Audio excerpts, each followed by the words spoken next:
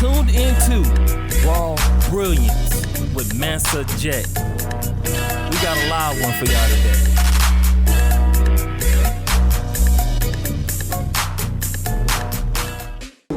Like, in the long run, like, as far as the music wise, like, what's your goal? To sign with somebody, stay independent, or?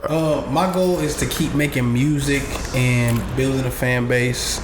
You know what I'm saying, and making music for people to ride to, and not just. It's definitely ride to music, yeah, bro. I want to keep making music that's true to myself. You know what I mean? And gotcha. I can turn up too, but you know, music is therapy for me. Okay. You know, when I listen to music on Spotify and stuff, I'm listening to music that relates to me. Okay. If I'm going to the gym, like I listen to. Let me just give you a couple different people that I listen to. I listen to Styles P. Okay. UGK, Dave East. You know. I listen to some Meek. I listen to music. Nip for sure. Listen to music that speaks to me, that I can relate to. You know, that's not really. Some of it may be club themed, but you know, this is everyday type of music, and I grew up on. It's always talking about something, feeding you in some type of way. Like I grew up on music that helped me through situations like not having a father, like Tupac, Zero.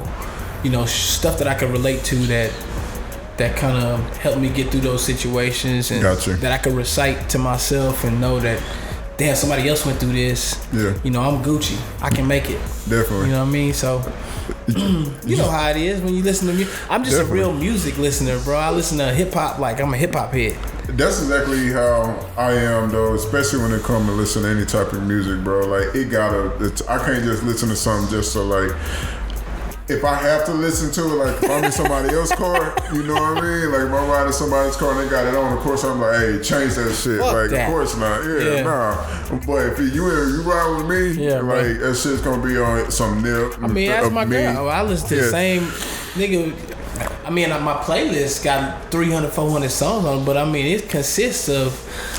You know, it's a tight few for me too, but yeah, I got Apple Music, so I just download shit all the time. Like if there's a new artist coming out, because one, I just like to support people, and two, it's just I might be something on there or something that I can catch, and it's always new artists I'm downloading. I'm trying to see if I can, you know, hop on some early wave or some shit like that. Yeah, true. But mainly, it's Nip, Dave East, Meek, Jay-Z, old Nas, a bunch of old school shit. I still love that mid-90s rapping shit. Right, it's a vibe, man. You know what I mean? Like you definitely want to stay in touch with the vibe. And like back to the, you know, musical aspirations deal. If a deal or something materializes out of that, but I think we're in Texas, man, and like they've been doing 20 years ago, you can make a living off your own. Living just off Texas alone, you know what I mean? Bro. Just off your own, being independent and your hustle and your grind. So, and that's another thing I respect about my brother Nate. You know what I'm saying? He ain't he ain't out here just putting his ass in the air. Somebody come sign me. You know what I mean? Like, for what, nigga? We got our own intellectual property. It's a formula and a method to the madness if you just take time and keep grinding at your craft, and you know what I'm saying? It'll materialize for you. You just gotta have the grind and the vision. You gotta have that grind, man. Like now, you know, I'm older now and I'm AAU coaching shit now and like all that type stuff, and I be talking like kids and stuff like all the time, pretty much every day. I'm going this weekend to a Dallas tournament with my team or whatever, so I be telling them, they be acting like they just so good, like bro, it's somebody out there grinding that's gonna bust your ass, bro. That's gonna bust your ass. It's gonna bring you a whole, like, if you already working, you ain't gotta worry about that. Right. Like, you know you working just as hard as anybody else and grinding just hard as anybody else. Like, it might not work out perfectly for you, but it's gonna work out more often than not if you prepare for the moment. You know, the only way you're gonna be prepared for that moment is by grinding and working for it. Your confidence comes from the work that you put in. Yeah, exactly. Confidence comes from the preparation, man. That's what I try and tell them all the time. If you want to go on the court and you want to shoot them long threes, you give me 100 threes after practice from that spot. Right there. How about 50 makes? That's what I'm saying. Like, I tell them, like, after every practice, every one of them, you got to give me 90% on free throws. You and me got a lot in common, man. I was coaching too. Oh, for real? Yeah, I remember I was going to ask you about that later, about the teaching and the coaching and stuff like that, because I know you was doing that. So And well, since you brought it up, we might as well go ahead and jump off into it then, bro. And like I say, man, multi-talented, you feel me? You don't marginalize yourself because society do that enough, you feel me? So are you done with that now? I'm not done with it.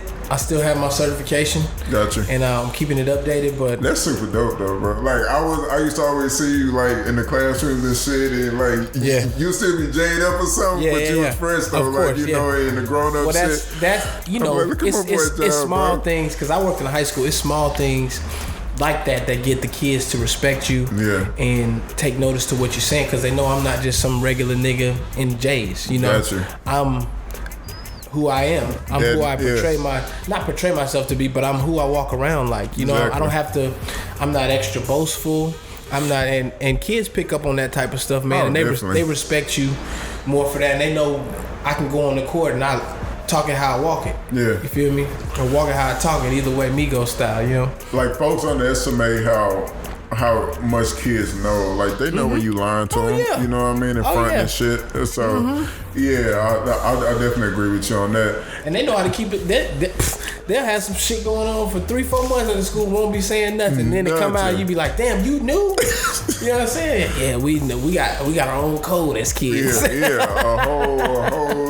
whole system of shit. Yeah, we don't speak to adults. Man, the teacher with the J's. You always had a dope kick game though, bro. Oh man, what? Like that started back in the Gap. I used to work at Champs. I remember that. I was like the first nigga in high school working at Champs back at Post Oak. So Post Oak Mall. God damn, I ain't even heard that name in so long, bro. I ain't been down in a minute, bro. I gotta get back to your roots, I'm afraid because of the cops, my nigga. I don't fuck with the laws, my down nigga. There. Can we get a 2-time high five on that shit? God damn, bro. Shit, man. I was on probation down there, and like they gave me my felony down there, like for some bullshit, bro. I got 2 degrees and that shit still follow me, bro. Like, don't even bring